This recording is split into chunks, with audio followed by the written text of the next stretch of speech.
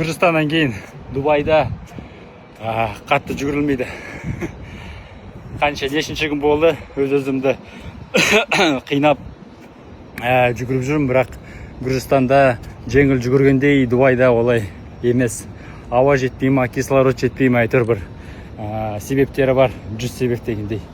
Сол менің артында Пенинсула тұрғын үй кешені. Бұл бизнес бейдағы жалғыз, бүгінгі күнге жалғыз комьюнити.